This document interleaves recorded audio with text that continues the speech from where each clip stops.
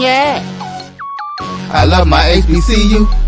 And boy, I love it, love it. I love it, love it. I love my HBCU. And man, I hope my team they won one. Yeah. I hope my team they won one. Yeah. Man, I hope my team they won one. I hope my team they won one. Yeah. I tune into the HBCU Sports Lab to see if my team won or lost. If they lost, I'm quiet as a mouse. But if they won, keep tab. I'ma do the dab, yeah. Dr. Cavil, he know what he be talking about. Mike and Charles, they know what they be talking about. They compress the analytic data with the hip hop. If you know them like I know them, they gon' tell you if your team, if they won or lost, and who the ball. So listen to Professor, yes sir, and pay attention, cause he gon' teach a lesson.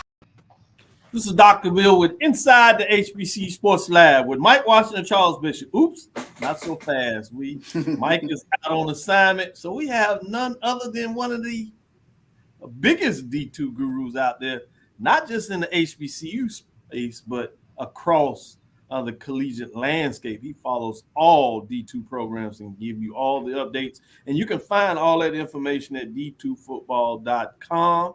So welcome to the show, Chris. Thank you. Glad to be here. Good to have you. You know he's a thinker and a scholar when he has a map in his back. Everybody else, we go with the football helmets, Legos. You know, you got your degrees back there, television set up. This man has a map. I'm kind of nervous. How you doing, Charles?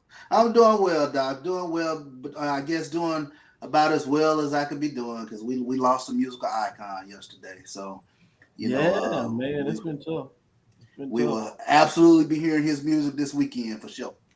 No doubt. Yeah, you talking about part of the HBCU landscape, all in just the community at large, but specifically as we talk about HBCUs.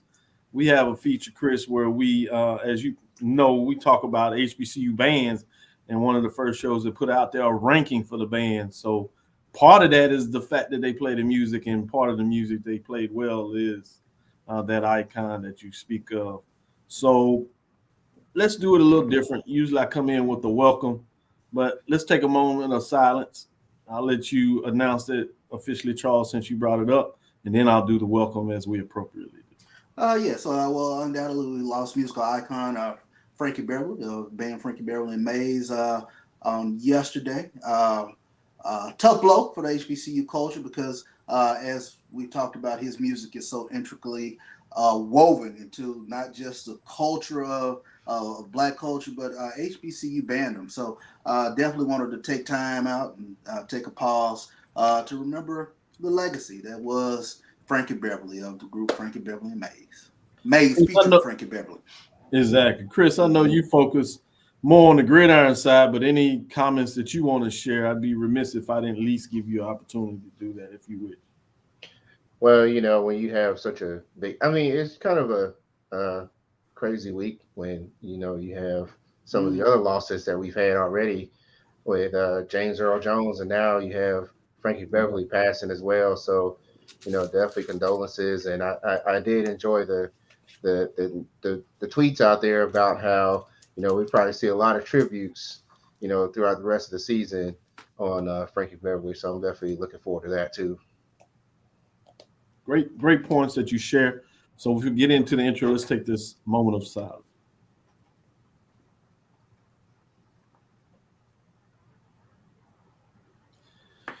As we do on here, we like to acknowledge our ancestors as they become ancestors, our elders as well. We talk about the story, the business of HBCU sports, unlike any other, but we get into the talk as well.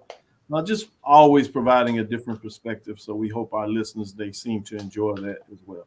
Welcome to episode 546 on Inside the HBCU Sports Lab radio show and podcast, the show that's covering the sporting HBCU diaspora, all things HBCU sports from institutions large and small. I remember Barack Obama talking about, never mind.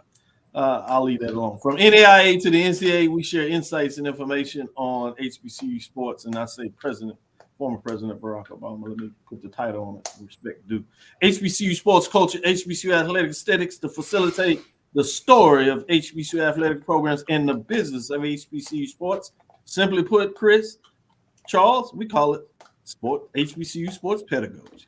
I'm your host, Dr. Kenyatta Cavil, along with my co-hosts, Mike Washington and Charles Bishop. Again, Mike is on assignment.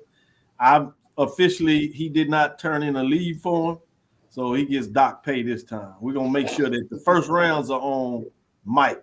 Charles, you don't have to worry about it. I'm going to tell him, so you just have your glass ready. Exactly. We're filming from our home studios and sending a signal live to KCOH 1230 AM studios with the Texas Radio Hall of Famer, multi-Hall of Famer Ralph Cooper, and beautiful home at Texas Southern University from Houston, Texas. Chris, we hadn't had to formally meet in person, so I don't want to insult you. So I don't know if you every once in a while spoil yourselves in the sundries beyond just the average drink. It doesn't matter, whatever it is. Next time we catch up, I owe you one. Your choice. You tell me what you like. Just to say thank you for providing the quality of time and information you do in general, but specifically on the show with my listeners.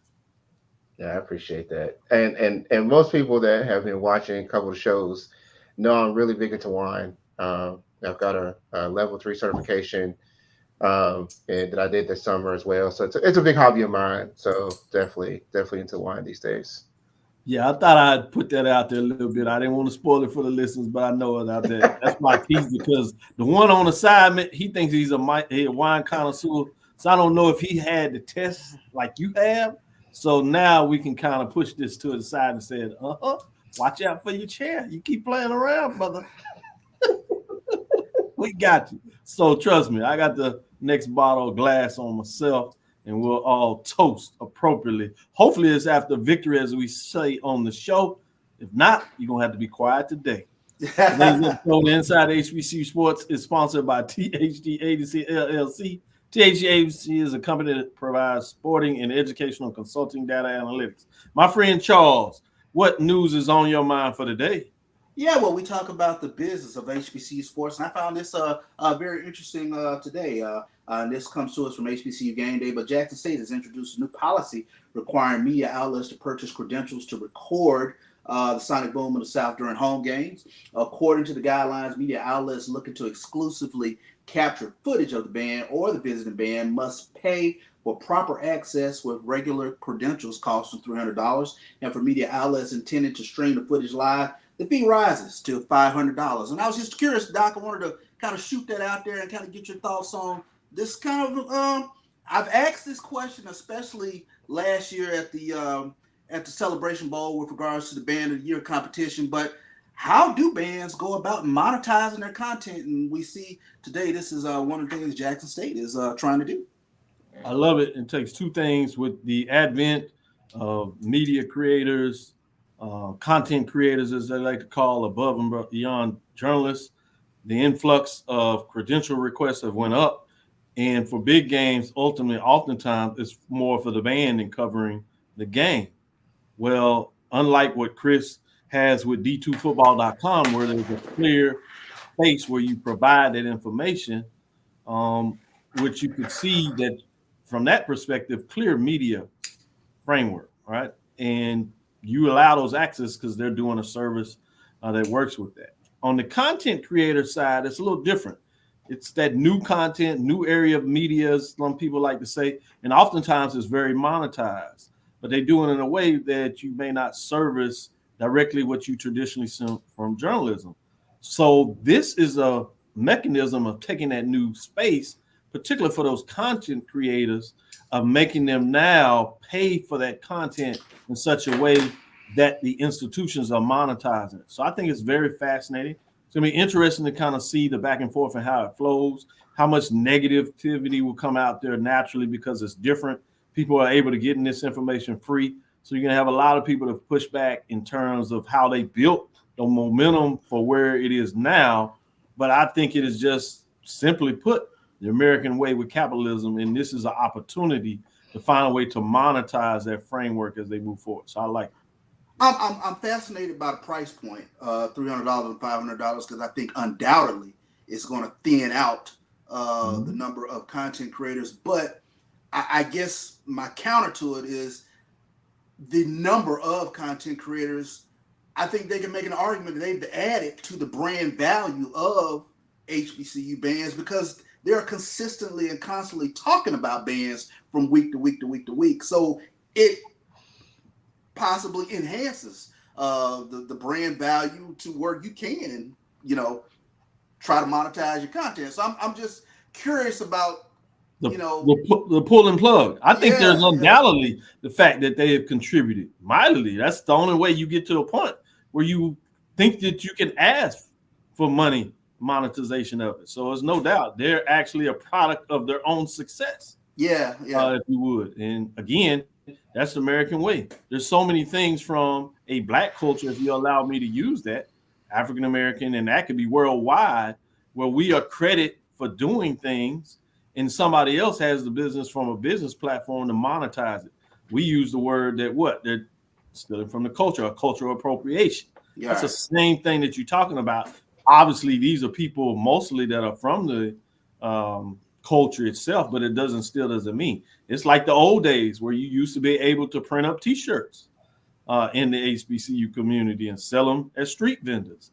Mm-hmm. That has kind of went away as we understand the business of sports and how to monetize and how to protect your brand. Mm-hmm. This is kind of where we are today. Chris, I want to get your thoughts in here.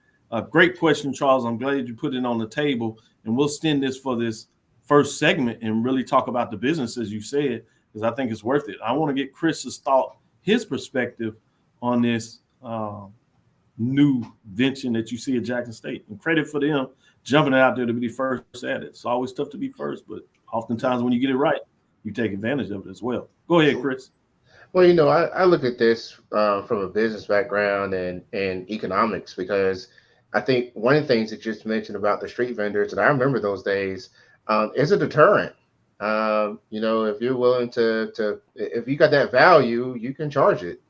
And how much in demand will they really have for, $300, $500 passes will be really interesting. But, at the same time, I think it's a neat little experiment just to see how much demand is truly there and is the value truly there.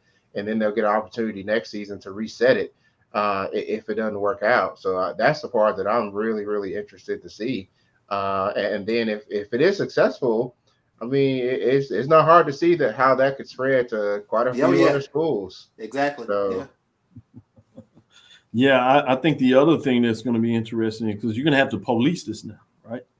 Mm-hmm. And part of, I think, the monetization number that is included in that, whether people think it's fair in terms of profit, it's also a part of that is probably going to help them police it. So that is embedded in that cost that they're doing. Is like any business, when you talk about a price point, they put in the price for, unfortunately, for those that are into theft, if you would, of a product, it's embedded in the price that you're paying for somebody that services. So that's just as you said, Chris, when we talk about business or sports business, that cost is just like any business. It's about embedding those costs in a process, and you're always looking at the dedicated price point, and your worth is the value that you can get on the market. Mm-hmm. Mm-hmm. Chris, I'm gonna let you bring in some. Oh, go ahead. No, I'm just gonna mention too. Like, I know people are talking about you can't stop iPhones, and there's just a different there's a different view coming from being on the field than it is in the stadium. So you can't necessarily stop an iPhone unless you're gonna do like a concert and put everybody's phone in pouches, but the view is just different, and the product is going to be inherently different. So there's a difference between somebody who wants to take a picture or a video for themselves and one who wants to do content creation. It's just totally different, and you really need to be close up and on the action or to do that. Yeah, I'm glad you bring that up. This is not to stop the fans in the stand that are going to take a phone and put it up there and put it out there. This is those individuals may go viral, as they said, but the monetization of that is quite different. These are folks that they're talking about that had credentials, would sit in the middle of the field or right outside the band, and they would have their iPhone, iPad camera recorder, and they would record the videos, take that video, and then put it on one of the content creation channels and get money off of that information. So other than their time and energy they're spending, all that money was reflected back to them, and none of it went to those that were the content creators, literally the original ones, which are the bands. Mm-hmm. And the bands are associated with the institution. They pay for all that money. They put the scholarship for the students. They put the money for the stands. They put the money for the game and events. They put the money in terms of the instruments sometimes, the money for the directors and all those involved. And then you got an entity that is making money without investing in the product that is providing them the opportunity to make the money. It's just natural business. Yeah, and I thought another byproduct of the monetization effort, and I asked this question last year about the difficulty when you're putting up content out there as a band in terms of trying to come up with something new or something new every couple of weeks or whatever the case might be, how hard that has become for band directors and whatnot to sort of keep the content fresh so, you know, your value doesn't get stale because everybody has seen your show. So I think it's fast. It's a fascinating case study, Doc, that I had to put out to my students today because I'm curious what their thoughts were. Oh man, I can't wait. Make sure you give us an update next week in terms of when they respond, and we can get a framework for students and how they think about this. Let's take our first break. Come back on the other side. It's time to release the mid-major rankings, and you know I got to see what Chris has to say about these rankings. It's voters, it's a computer component of it, and so it's fascinating when people come in. Some love it, some hate it, always all around. I want to see what the guru, if you would, D2football.com, thinks about my major division HBCU football poll in week number 1 for the Division 2 division. Please note, this will be the last day at this time that we are presenting our poll rankings on Thursday. We are shifting. We will release the major division on Sunday morning when we do our recap and enter into the new week. That means we're able to move mid-majors to Tuesday so we can get that information out much earlier for those that want to use it. So I think this will be a great thing to follow. Hopefully the SIDs, some people like in the media, like Chris himself, will consider taking these poll rankings if they don't already use a HBCU poll themselves and help us push this in terms of marketing, not just for me, but for the fans and the programs so they can rightly get the spot they need in terms of whether they're, especially when they're doing really well and ranked high in these rankings. With that, we've spent a great amount of time on this first segment, but it was really important in terms of introducing this business side. Turn around and we'll be right back with these mid-major rankings. Choice Hotels is a family of brands that helps you get the most for your money so you can be any traveler you want to be. You could be a free hot breakfast hero at a comfort hotel. Yes! That's how you waffle. Mr. This script got a plot twist at a Radisson hotel. A business big leaguer. Go for key. Even the ultimate pool float inflator. With 22 brands and the best value for your money, Choice Hotels has a stay for any you. Book direct at choicehotels.com, where travels come true. Gotta get the corners.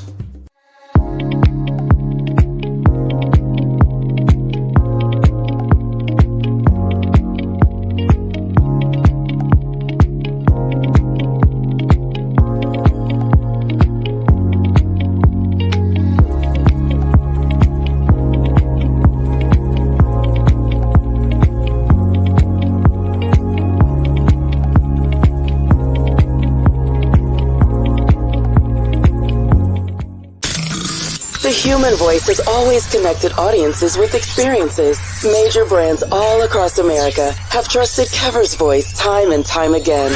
Conversational, powerhouse, intelligent, and sincere. That's the voice you need for your creative marketing process. KeaversVoice.com. Kever's Voice, Kever's Voice, KeversVoice.com. Always on, all the time. At AutoMasters LLC, our mission is to serve our community by providing quality automobiles at affordable prices. All of our vehicles are inspected and certified to offer you the confidence in knowing you have a quality vehicle. Our goal is to provide you with a seamless process and positive experience for your automobile purchase. Financing recommendations and specific vehicle inquiries are available at your request. You can find us at www.automasters06.com and follow us on Facebook and Instagram. Also, please feel free to contact Terrence Miles at 601-927-7794. And oh yeah, tell him Sonia sent you. Compress the analytic data with your hip hop. If you know them like I know them, they gon' tell you if your team, if they wanna lose, and who the ball. So listen to Professor, yes sir, and pay attention, cause he gon' teach a lesson. This is Dr. Cavil with Inside the HBCU Sports Lab. Remember, next Wednesday, we have a special version of the show led by Roy, where we're going to be talking about some more HBCU sports, the business side of it. So tune in at 9 o'clock Central, 10 o'clock Eastern. We'll give you that information. That's 9 o'clock Eastern, so that's 8 o'clock Central, providing answers to the questions of how do we increase HBCU athletic revenues. And we just got one of the answers there, but panel guests will be Colonel Gregory Clark.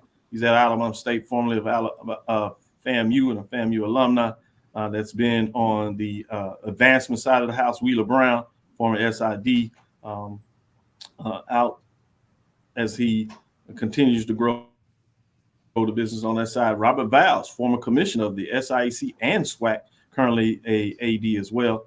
Special guest from Leon Carey, former CIAA commissioner as well. That is Wednesday, September the 18th at 9 o'clock Eastern, 8 o'clock Central. Join us and see what you think about the comments we make on that. Obviously, Roy will be leading that show to provide this additional context. With that, let's get into these poll rankings. Let's see what we got. Dropping out this week in terms of that major division was going to be Edward Waters. I think we got the wrong poll ranking there. Let's go back to the PowerPoint that we had. But I'll get into some of this as we pull that back up. We have Edward Waters dropping out. They were 1-1 in terms of what they did last week. Tough losses. They went up against an NIA program, a Florida Memorial. They are 1-0 in conference play. But receiving votes, Florida Memorial Lions, they're 1-0, 131 points. We have West Virginia State Yellow Jackets at 1-0 as they had a big victory last week, 129 points. Elizabeth City State Vikings 1-1 on the season, 127 points. So let's get into the top 7 poll rankings, if you would, in terms of what that looks like in those programs. At number 7, as we move forward with that, as you just see those dropping out, let's get into number 7 after seeing the receiving votes is Fayetteville State as Broncos. Number 7, they're 1-0. They were not ranked last week. Bringing you to number 6 is Winston-Salem State Broncos. At number 6, they're 1-1 on this season. Tough loss. Many people thought they left A&T off the hook in terms of that matchup. So it'd be interesting. They did fall a spot to number 5 from number 5 with 142 points in that matchup there. Man, it's something about that CIAA. It may be a very interesting race. So at number 5, you have Virginia State. Now, they fell a couple of spots here. They were preset number 2. They went on road just like Winston State and took on the FCS4 HBCU program in Norfolk State. They lost a very competitive game. 1-1 on the season now, 163 points, so they fall 3 spots. At number 4, we have the Virginia Union Panthers. This may surprise a lot of people. The poll rankings, again, this is week to week, people, so this still may be the best team out there, but they took an L.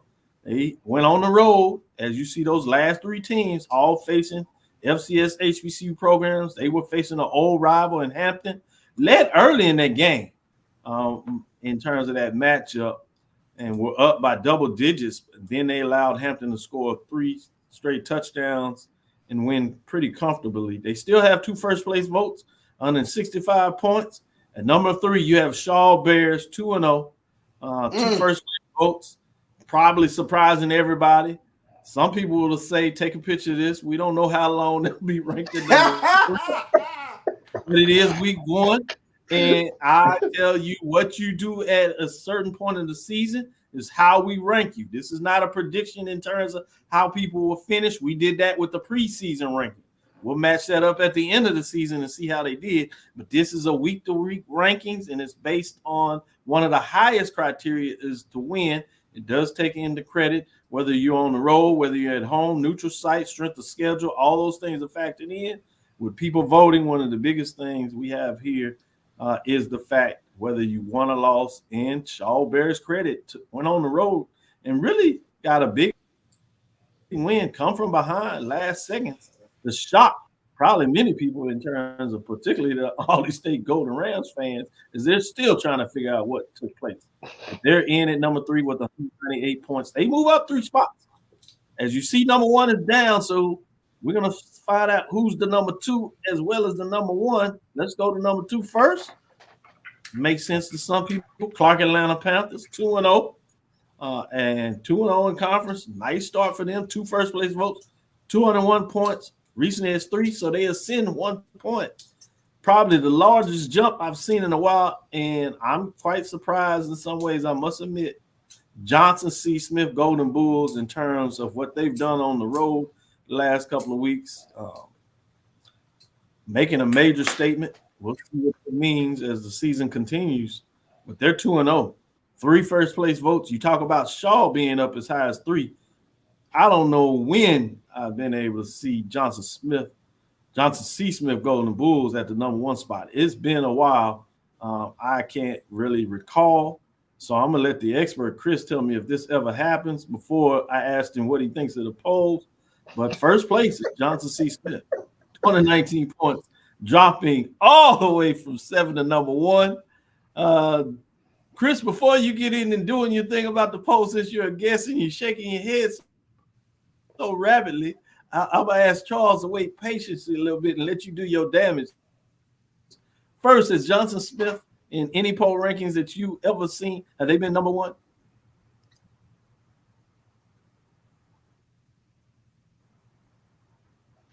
Go ahead, Chris.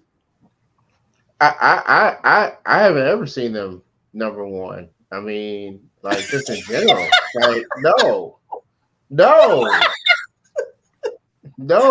I mean, Charles, he had to take a pause. He wasn't even sure how to answer that. Exactly. No. It's amazing to watch, but no. Yeah, this is the first. It is different seeing that helmet up there at number 1. Like, wow, look, it's really there. Yeah. Yeah. This is really happening.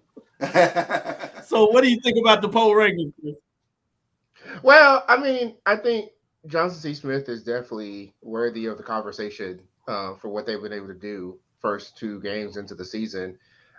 Just like Shaw knocked off Albany, JCSU was a bit of a surprise to knock off Tuskegee. And so, it's one of those things where it's like, okay, I can kind of see that. I can kind of see that. And yeah, Virginia Union, who I think a lot of people will still probably consider 1 or 2, that matchup, against Hampton, man, they had Hampton on the ropes. Yeah, they did. It was until the starting quarterback went down that the game slipped away from them. But they had Hampton on the ropes. So, I think it's a pretty good poll. I think it's a very good representation of kind of where we are, where the strength is overall, is right now in the CIAA. Man, look at that. Boy, Charles, look at me, man. I'm strutting like a peacock. I got this. You should be. He said for right now, which is where we talk about the poll, he said it's representative. Shocking. Representative. So, Charles, what are your thoughts? Yeah, I'm just looking at it. I'm like, is this a CIAA poll or is it the mid-major poll? Because, I mean, they are dominating this 7 here. And I think, what are they, 5-0 against the SIAC? Yes, 5-0. Wow. And up and down the conference too. I mean, when Charles took down Albany, it was like, man, that's a wrap. Like, they can't say, oh, what if our best and your best match up? Well, if Shaw ends up not being the best, they knocked him out. I mean, what do you really say? Yeah, I think we kind of touched on this last week because for whatever reason you think CIAA, you think basketball, SIAC, you think football, and the juxtaposition of seeing the CIAA be so dominant in football this season, I'm still kind of getting used to. I'm like, wow, when you look at all these CIAA teams that are dotting the pole here in the early part of the season, so that's phenomenal to look at. The question I wanted to ask, because I think the game that really threw me off last week was Shaw knocking off Albany. I mean, tell me a little bit about Chris Peters, this 5-touchdown game. Is he the truth? Is he the real deal? Can we expect to see Shaw stay in the upper echelon? Well, Christian Peters, just a little bit about him. He came out, he went to a high school, I believe in Charlotte, came out. Shaw was pretty high on him early on. Had some struggles in his career. Last season, you didn't hear much about him because he got hurt, a season-ending injury against that first game against Benedict, and Shaw struggled to like a 3-7 season. But he's always been a very mobile, athletic quarterback, good arm, and Shaw's done a really nice job having some really good wide receivers around him. It's a shame we didn't get to see him last year when they had Sidney Gibbs there and had could be a little bit more balanced. Yeah. But nonetheless, the name of the game now for Shaw is going to be consistency. Can they be consistent going from here and building on what they did here? Because that 27-point fourth quarter, I mean, I don't think I've seen Shaw explode for that many points in a very long time. So I haven't seen any school explode for 27 fourth quarter points. That just completely threw me off. Yeah. Mm-hmm. Chris, I want to follow up and ask you about the number 2 ranked team, Clark Atlanta Panthers. I put this out there at the beginning of the season. I just think something about Coach Keaton, particularly when you had ability to bring over such a solid quarterback. Yeah. I think that in the Atlanta market, there was something about that told me that they were going to do much better than they've done before. But what are your opinions of what you're seeing out there from Clark Atlanta Panthers? I know they had some close wins, and so you never know when that is going to kind of run out, or are they just going to end up getting better, which you think most teams do during the season.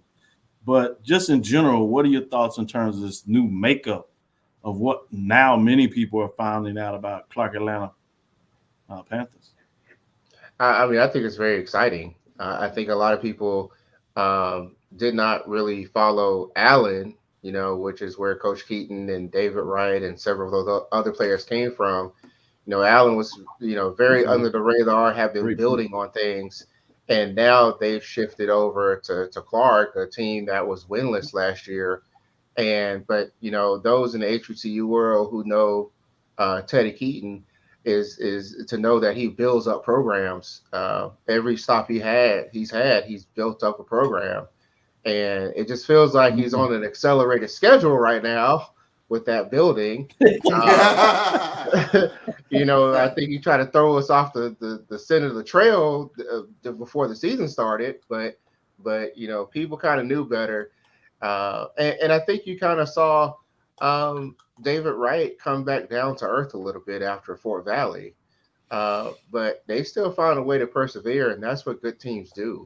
And so I think it's really exciting to see what they're doing and see if they can continue on the pace that they're on right now. So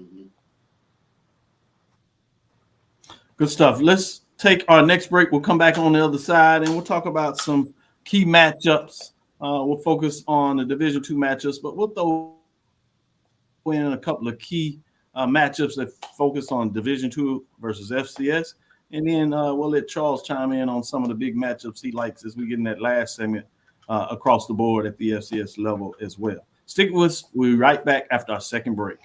It's never too early to plant the seed, to share the tradition, and instill a sense of pride in your HBCU with your little ones.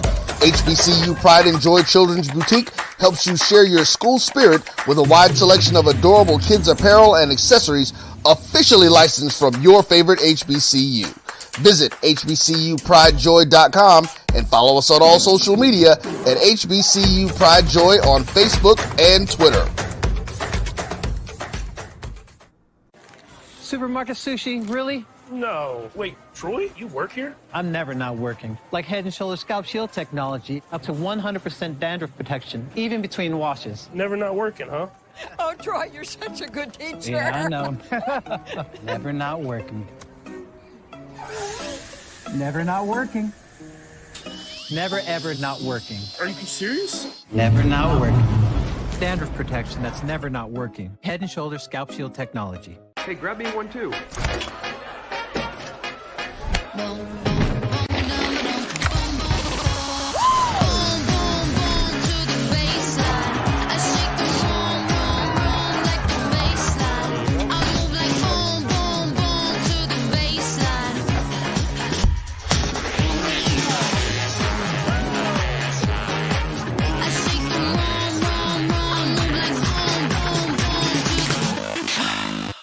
Compress the analytic data with your hip hop. If you know them like I know them, they gon' tell you if your team, if they wanna lose, and who the ball. So listen to Professor, yes sir, and pay attention, cause he gon' teach a lesson. This is Dr. Cavil's Inside the HBCU Sports Lab with Chris Ferguson and Charles Bishop. We have another adjunct in here today in terms of giving our listeners his expertise at the Division II level of football, particularly with HBCUs today. With that being said, let's jump into some of these Division II HBCU matchups. Some of them are conference matchups. A couple of them are out of the conference matchups, and get a chance to kind of go with Chris. And Charles, I'll let you ask Chris a follow-up question as we get into this. And you certainly are able to share your thoughts on a program or two that you are looking at. But let's drop some of these out here. We have that SIC matchup between Kentucky State and Fort Valley State. Wildcats are at home again after a couple of tough losses. It'll be interesting to see what they want to do as they move forward. You got that Clark Atlanta Panthers. They traveled down to Miami to take on Florida Memorial Lions that had a big win against their state private school rival that's out of the SIC, Edward Waters College. Fascinating what that looked like. You got a conference matchup with Lincoln, Pennsylvania Lions against newly minted, at least according to Dr. Cavil's poll rankings, Johnson C. Smith Golden Bulls. They're at home. The interesting is having that number one ranking a little too much for their shoulder. We'll see if that is the case. Another one out of the SIC conference matchup is Central State at Savannah State, the Tigers, as they went on and took Southern FCS before last year and had a tough loss there. Intriguing about that. You have the Lane Dragons at Benedict in terms of a SIC matchup as we see what that looks like. A couple of non-conference matchups I think are interesting. Fayetteville State Broncos take on Valdosta State Blazers. You also have Chautauqua taking on the road Shaw's Bears, another one of those top teams that have started out 2-0. They got a chance to make a major statement if they can figure out to get this done. So interesting in that as well. With that being said, a couple of other matchups, and you can take them off the board if you want. Chris, going to start with you. Which of those matchups is at the top of your interest this week and why? Well, I'm particularly curious to see how Fayetteville State matches up against what's probably one of the top teams in the country in Valdosta, mainly because we actually got to see a Fayetteville State team with offense, and it was really exciting to watch. And the way that they did that with a two mobile quarterbacks, and they just did not wilt. It's Fayetteville State; they always find ways to win, and so. Now they get to do that against a Valdosta team that's a bit of an offensive powerhouse. That one really intrigues me quite a bit. A good conference race-wise, what's on your mind? One out of the CIAA and one of the SIC that you're saying, hey, you need to watch out this, either because of the race or just because it's a general good race matchup? So I think the Johnson C. Smith Lincoln game is definitely one to watch. Lincoln has the returning offensive player of the year quarterback, and Isaiah Freeman and Malachi Langley and a host of other wide receivers in particular that are really really good. And how they stack up against that Johnson C. Smith defense is really going to be really interesting. Johnson C. Smith is now getting known more recognition as much as they do on offense. Their defense doesn't give up a lot of yards and doesn't give up a lot of points. And so, can JCSU move to 3-0 in the first time in forever, if ever, is something worthy of watching for sure. So, Charles? Well, yeah, I think go ahead. You continue. Yeah, that was a game that I was curious about, Lincoln and Johnson C. Smith. But I did want to ask about Winston-Salem State. And I wanted to ask, was this a case last week playing A&T? Was it playing, that rivalry, so you played at a different level of emotion? Or is this Ram team for real? Well, and I'm going to try not to let Steven down here. Winston State, I think over time has sort of been building. I think some of that has to do with, I don't think they had as many scholarships over the last couple of years, and now they have a little bit more, so they're able to pull in a little bit more talent, which is nice. And they seem to have an identity on offense, which is a little bit more on the pass, which was something you hadn't seen very much before Dalen Lee arrived, who's very efficient as a passer. And so I think that Winston State is better than what people realize. I really do. I think that the game against A&T was not a fluke. I think it's more of they don't they're still struggling to like close out close games.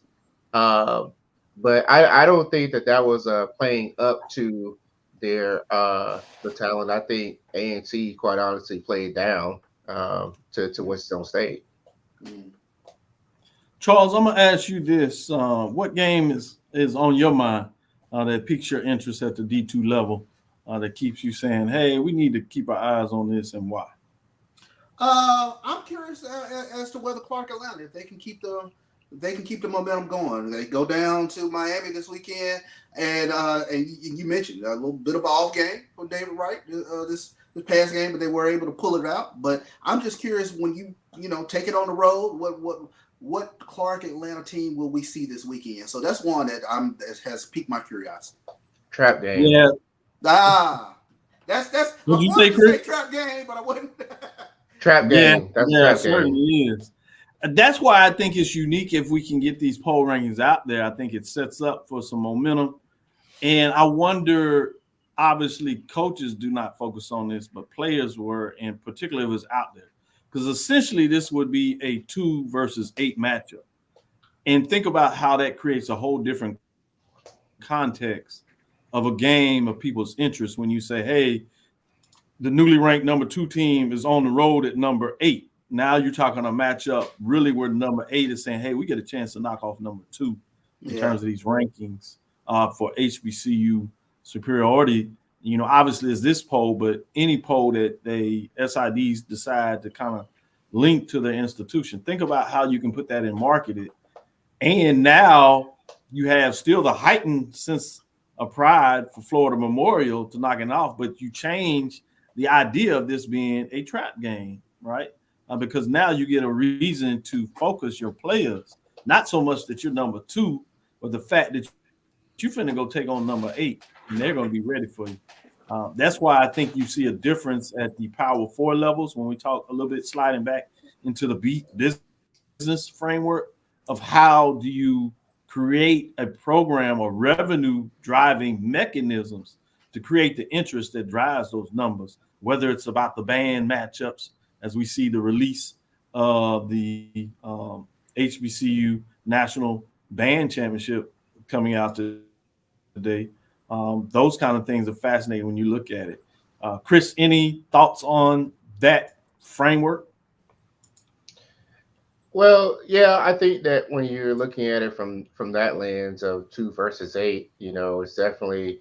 I think it puts a lot of respect on both teams, and I think it also highlights Florida Memorial because you don't hear a lot about them being in the NAIA, but as we kind of learn across the Division II landscape, the NAIA folks can play with Division II and play at a pretty high level. So I think that's Great why I point. think that Clark cannot sleep on Florida Memorial because they will be sent home with an L if they do that. They'll be headed back to Georgia, singing a different tune. Huh? It's a Charles, long, what do it's you a thought about long that bus framework I ride. said with the match? Long Well, bus ride, yeah, I mean, particularly I after think taking that an L. But we exactly. always talk about the business, and we kind of discuss this. And you've quietly pushed this behind the scene as we've discussed it, reaching out to SIDs, trying to get them to understand why it's important to frame this. So if you would open up and maybe tell our viewers what is the context of what your juxtaposition of doing that is. Well, you go into a game, and I think it does something for the psyche of the fan base to see some rankings sitting out there, and especially when there are multiple outlets, especially our outlet that has been doing this for quite some time. It adds a level of intrigue, and you can sell a few more tickets. So that's why I've always been pushing for SIDs to include inside the HBCU Sports Lab. Dr. Cavill's inside the HBCU Sports Lab with regards to poll ranking, because if it does something psychologically when you see 8 versus number 2, 7 versus number 1, whatever the case might be, that's huge. And think about that. It really doesn't matter whether that's within a district play, top 2 teams coming together, or 1 versus 3 in a district, or if it's state when you're talking about 1 versus 3, or out of state national when one state is crossing the other and they sell on ESPN. This is high school football, right? But notice how they market in terms of now creating these brands for high schools. But the thing they signature out is because they have these poll rankings, right? That tells you that these are the best teams. We'll find out on the team whether it's accurate, but going into it, they'll tell you, hey, this is the number 1 team, and the number 3 team is taking on to them. It takes a whole nother platform what that looks like. Yeah. Obviously, you see it even at the highest level in NFL. They'll tell you this team is 2-0, or they're leading this division, playing against this team. Or if you happen to have cross division matchups, number 1 team out of the AFC is playing the number 1 team in NFC. See it in baseball. So it's all over the marketplace. College. It makes great business sense. I mean, when you talk about an AP poll and a coach's poll, it makes just good business sense when you see that number sitting in front of that team, and it creates more intrigue, more curiosity. Like maybe this is a game I either need to tune in to, or I need to get over there too. So I think I'm continuously reaching out to SIDs, pushing the poll.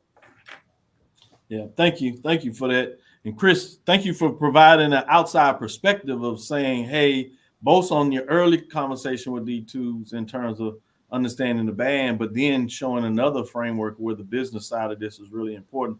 And then give us some insight in terms of breaking down these matchups. We're going to take our last break. We'll come back on the other side, and we'll talk about some of these matchups that feature D2 programs against FCS HBCU programs, such as Ezra Waters at Alcorn State, Morehouse at Howard. I'm not sure how long we have to talk about that one, but it is a matchup. In some ways, we'll get to it.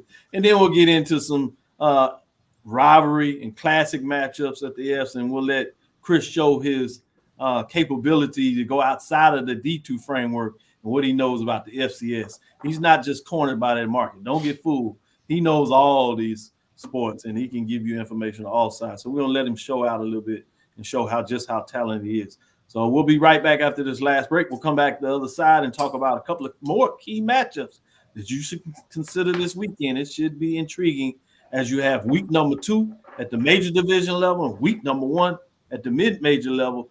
We're early in the chapter of this 2024 book, but things are just getting interesting, and they continue to do so. Stick with us. We'll be right back after this last break.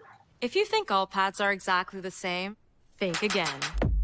This is Always Ultra Thins reinvented with the Always Triple Protection System. This pad wicks gushes 90% faster, absorbs even more so you can feel dry, and locks odors in. Rethink your pad for up to 100% leak-free and odor-free comfort with the totally reinvented Always Ultra Thins. This is always like never before. The Cavil Group is a Florida-based marketing and training consulting firm. We help businesses communicate to their target audience and engage them in conversation. We also help to expand their audiences, which will ultimately result in growth for those organizations. In addition to being a certified constant contact specialist, my colleagues and I are also certified in John Maxwell Leadership Principles. We use these proven principles to conduct workshops, training, and private coaching sessions for individuals and companies looking to take things to the next level. Contact us to schedule a free consultation. Issues today, don't delay, call Cavil. Nope. Nope. Come on, him? Ooh, I like him.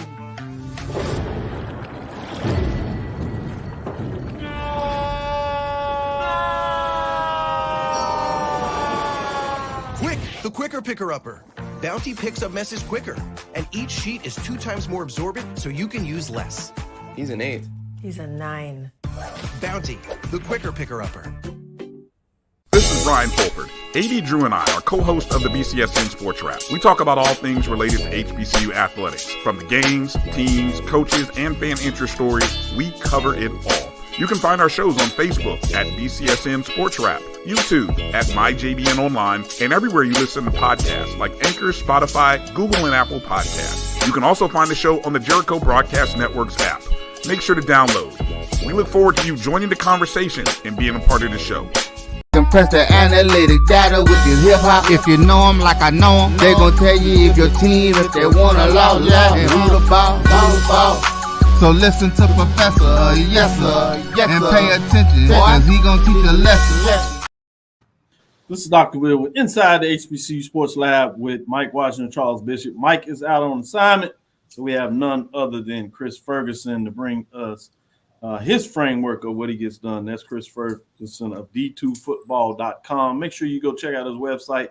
So when you have your dialogue about the D2 mid-major divisions, that you're very informed in terms of some of these matchups, and you don't get called out by Stephen Gaither, particularly when you have these individual matchups with Winston-Salem State and North Carolina A&T. I just had to say, sometimes people make you do your homework maybe a little more than you first thought you should. And I'm just glad you didn't point me out.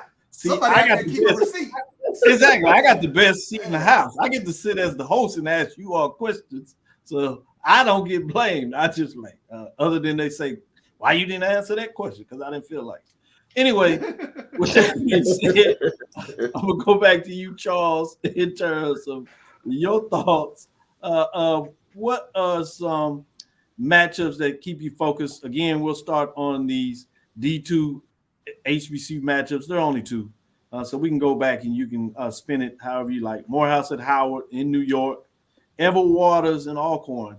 I'm probably a little more fascinated about the second one. Just because Alcorn has played some games that you can't maybe tell what they are. Ever Waters obviously had the big win. It was against Morehouse, ho-hum. Had a tough loss against a rival. It is what it is. But what does this look like in this matchup? Of the 2, anyone intrigue you more? And you can talk about either. Yeah, I think Edward Waters' Alcorn game intrigues me from the standpoint of I don't know what Alcorn is yet because they played 2 FBS opponents. And the interesting side note to that, a lot of Alcorn fans had to take some ribbon last week when Jackson State just beat up on Lane. So it's like, okay, your turn this week. Well, let's see what if y'all really about that life. Let's see what happens. So you have that dynamic going with regards to Edward Waters. So if Alcorn shows any chink in the armor, they got to hear it from the big cousins to the north. So that'll be interesting. Man, rivals find a way to fight over anything. Boy, you talking about siblings, cousins. That is appropriate when you designed it like that. I like it. Charles, Chris, I want you to go ahead and talk about both of these in some ways in terms of Morehouse and Howard, Edward Waters, Alcorn State. Is this the last HBCU D2 FCS matchup?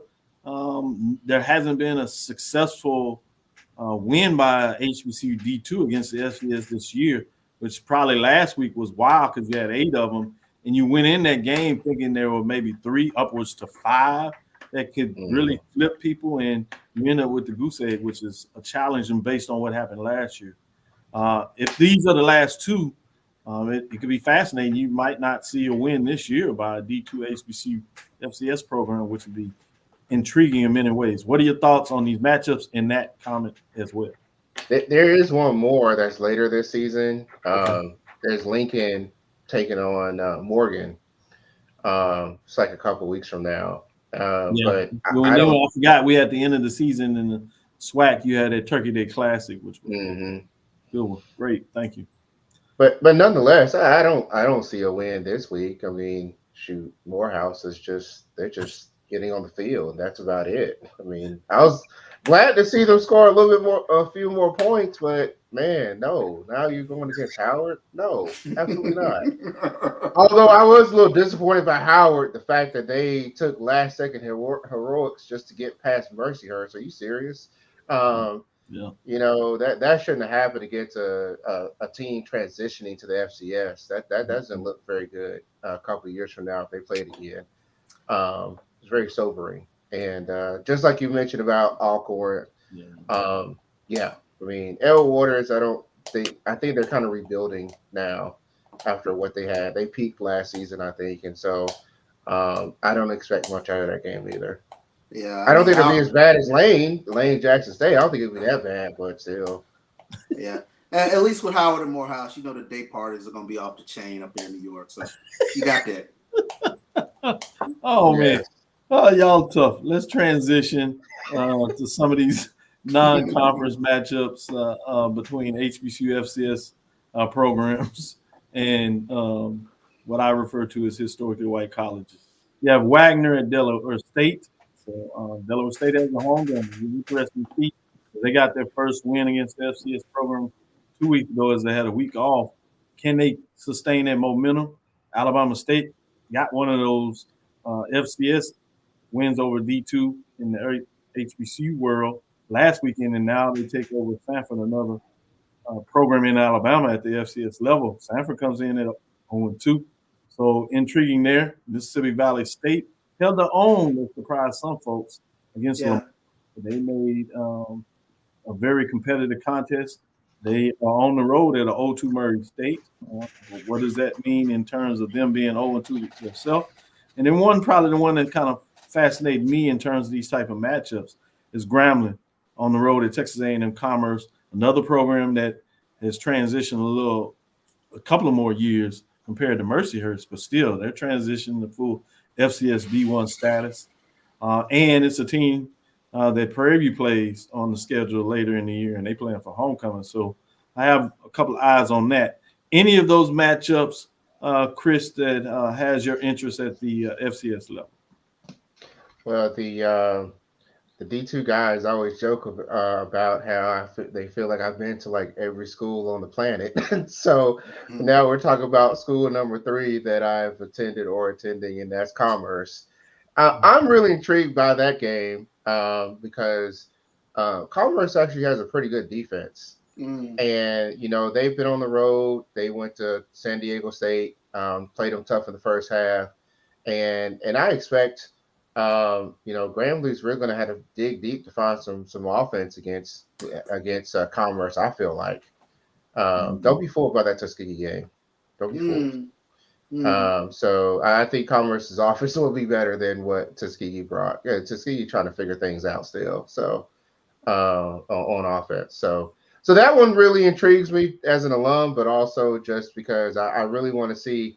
Again, I always like to see what established programs can do against programs that are transitioning into that division, and so So yeah, can Grambling pull out the win, or are they just going to fall behind the Commerce that's trying to establish themselves in FCS?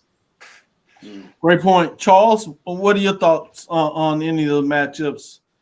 Any one or two of those have your interest more than maybe other ones? Yeah, I think we just mentioned Texas A&M Commerce and Grambling.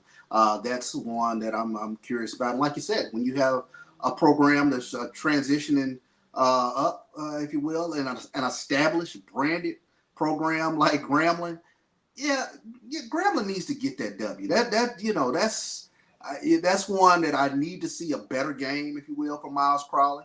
And I think that's one of those Mickey Joseph mentioned last week. He didn't particularly, they got the W, but he didn't like how they went about the process of getting the W. So we got to see a better Grambling product, if you will, if I'm to sort of put a little bit more stock into Grambling State this year. Last question I have for you all is going to, I could tease out that Delaware over North Carolina A&T, but I think that speaks for itself. So we'll leave that right there. Other ones is the rival with Hampton and Norfolk State. And then I have intrigued about this game. Maybe it's just me, Arkansas Pine Bluff at Tennessee State in terms of that matchup. Really seeing is Arkansas, obviously it was the NIA program, Arkansas Baptist, that started off. But they did what you're supposed to do with the program like that, talking about new programs or whatever. And they played this game tooth and nail last year, and they weren't as good as people would have liked them to be. And now they're facing a Tennessee State team that believes they're going to take the next step. This is a major game in terms of those that follow either one of these programs, particularly if you're in the Western Division trying to figure out what that looks like. It seems like anybody can figure out a way maybe to get it done. Sticking with you, Charles. Can I see you on that matchup, or are you gone with Southern Heritage since Jackson State said goodbye? I was already on Southern and Jackson State. I'll come back to UAPB and Tennessee State, but and I think it's something we talked a little bit about on Tuesday with regards to the energy that Coach Hampton brings with regards to this UAPB team. He's full of energy, and you're curious to see if the team can start, I guess, producing a little bit more on the field. Great stiff contest against Tennessee State. Played them tough last year. Tennessee State was able to pull it out toward the end, block field goal, and they was able to salt the game away. But this will be an interesting matchup with regards to can UAPB sustain some offense. We've seen them be explosive at times, but just not be able to sustain it over 4 quarters. And Tennessee State traditionally, they're going to have a salty defense. So it'll be a good game. And I think a great crowd up there in Memphis. Yeah, Chris, your turn in terms of these, the rival matchup against Hampton, Norfolk State, a little closer to your area versus I just had tried to sell Charles on the Southern Heritage Classic. No thanks. But can I sell you anything on this Hampton, Norfolk State rivalry? Hampton, Norfolk State, after what happened last week, I hope they both lose. Can they end in a tie? Oh, I love it. Now, that's a great comment. Now, I am. There's a lot to look forward to in that game. When you think about both offenses are trying to establish themselves. I really like what Norfolk State kind of had with Florida A&M, and it seems like they've kind of like lost their way a little bit, and then they may have found a little bit back against Virginia State, especially in that run game. And I think they're still trying to get Jalen Daniels a little settled at the quarterback spot because he wasn't expected to start this season. And so I'm looking forward to that from the Norfolk State side, and I think they're that seat that Dawson Odoms is in is pretty hot right now. And then on the other side for Hampton, it seems like maybe they found a little something in the passing game as well. But consistency, it just seems like they're still a work in progress, and I would expect them to be a little bit further than they are right now. So I don't think this is going to be a high scoring game, but I think it's going to be a pretty good chess match. And And rivalry games are just always fun anyway. So I still think it's a must watch. I agree. Last one, I'd be remiss since I gave Charles a hard time about and couldn't get him on the Southern Heritage. He wouldn't not bring me back on the show, my own show to host, if I did not talk about Southern traveling to Jackson State. Both teams come in at 1-1. Jackson State, like you said, has their chest all out as they got to beat up on Lane. Southern took a little while before they put it to Savannah State in terms of getting their win. And so there's maybe some question marks down there, but it's something about a rivalry that gets it going. Charles called it a close one already. I think Jackson State is going to pull away in the third for myself, but I'm going to let Chris go last. So, Charles, any final thought that you want to share in terms of the Southern matchup of Jackson State? I was scheduled to be there somehow in terms of my ability to schedule. I scheduled, Chris, check this out. I scheduled the plane flight. I scheduled the rental car. I had the website, and Charles told me the perfect place to get a room. I had it all set up, picked the days in there, and somehow I got distracted at that time and did not push reserve. So now I do not have a hotel room. I look back over there at the thing and I see it exactly. Everything in there, the hotel, the city, and everything is there. But now I went back to quickly try to push go, and they said, no, thanks, we're sold out. Wow. Man, wow. Yeah, that sucks. Yeah, that's rough. So Charles, you're a man in high demand. That's the thing. You're a man in high demand. I try not as much as you are in terms of what you do. As you said, that's 3 schools we talked to, you travel to. I'm trying to get on that level because I have to have Southern in Jackson on my bucket list in terms of things to do. And I was this close to planning to get it done. Charles had set up a great weekend for me, as he always do. And the people in Jackson are second to none in terms of their hospitality, particularly when they appreciate what you bring to the table. They'll let you know if you don't either. But with that being said, Charles, any final thoughts before I let Chris chime in on this matchup? Yeah, absolutely a bucket list game. But I think this is a huge game for Southern's program, and especially in terms of how the fan base at large gets an impression of Terrence Graves. I think TC winning that game last year down there in Baton Rouge went a long way towards his season last year, because anytime for a Jackson State fan you get a win over a Southern or a Grambling or an Alcorn, you've bought yourself grace. And I think this is one of those games where Terrence Graves, if he can go to Jackson and get a win, it buys him grace, should they stub their foot somewhere else. So I think it's going to be a very interesting game. I think it's really intriguing in that Jackson State has won 4 straight against Southern, and they haven't done that since the golden era, if you will, from when Jackson State had won 28 SWAC games in a row back in the 80s. So Southern, can they go into Jackson and get this win? It'll be very interesting to see, but nothing intrigues a fan base like the number 2 quarterback, and Terrence Graves' name is Zay Tissett, the number 1 this past Tuesday. I think that put a few more RVs on the road in terms of the Southern fan base getting up to Jackson this weekend. And the weather has cleared out. I talked to my mom that the bad weather sort of missed Jackson. So I'm looking at the forecast now. It's going to be October-like weather, 67 degrees. So, yeah, bucket list, Doc. Yeah, I don't know what to tell you. Man, y'all going to have me sleeping in the rental car. Trying to figure out. Back in my college days, hey. Yeah, that's no issue. Right. Exactly. Week number 2, Dr. Ville's HBCU poll ranking, since we're talking about ranking these teams, Jackson State would be number 8. So you'd have Southern unranked going on the road at number 8. Fascinating matchup. I'm going to let you end it right here, Chris. Tell me your thoughts on what people in this Southern part, the SWAC part of the world, think is, particularly when you ask Jackson State and Southern folks, the most important game out there in the business. And I would be remiss if I didn't say Winston-Salem State graduate Terrence Graves, head coach. Nice. That's right, no doubt. I think that when you look at Southern, they're another team that has to learn how to close out close games. Okay, that's nice that you played, Savannah State. You're trying to work some things out. They may have figured out, some things with that number 2 quarterback. But they let McNeese off the hook, and you can't do that to an in-state rival game like that.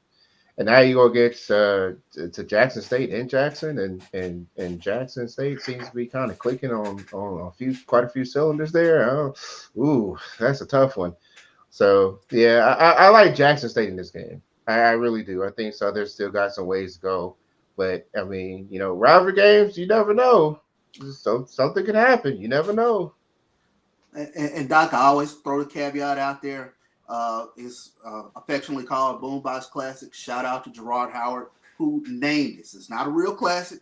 Gerard Howard, he told us a story here on the show. He was just happening to name a file, who is a founder of marchesport.com. He named the file Boombox, and it's just taken off from there. So some people still think that it is actually a classic. It's just a good old-fashioned rivalry. Yeah, they were arguing about that on HBCU Nightly, and I just laughed. I was like, man, other games you can talk about the swag and their classics, but this one you might not want to do that because people are going to be like, you don't have a clue. With that being said, Chris, appreciate your love you provided. This is a great information. Again, go check out Chris Ferguson in terms of what he does, d2football.com. He's also on Twitter, as I like to call it, and now X. You can follow him on that. He keeps you updated Saturday. Most people say he's one of the businessmen in the business. So if you're trying to figure out those updates like I do when I need to get on some shows and figure out what's going on in the landscape. So as a host, I look like I know what I'm talking about in terms of both the major division and mid-major landscape for HBCU programs. This is one of my go-to guys. So I appreciate what the work you do. Continue to great work. Thank you for listening to Inside the HBCU Sports Lab. Make sure you share our podcast with your friends and colleagues. I am Dr. Kenyatta Cavil, the Dean of HBCU Sports, coming from inside the lab in the College of HBCU Sports with Mike Washington, Charles Bishop, and today, Chris Ferguson.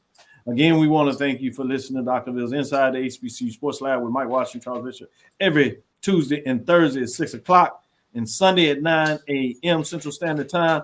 We will be debuting the first time that we do the major division in week number 3 on Sunday during that show. So be ready right and early. You'll get the information and who are the top 7 programs. We'll give you an update of what they did, the top 7 from week number 2, but we'll also tell you who's the new kids on the block, which means on Tuesday, we'll unveil the mid-major division. So we look forward to Sunday next week in the lab.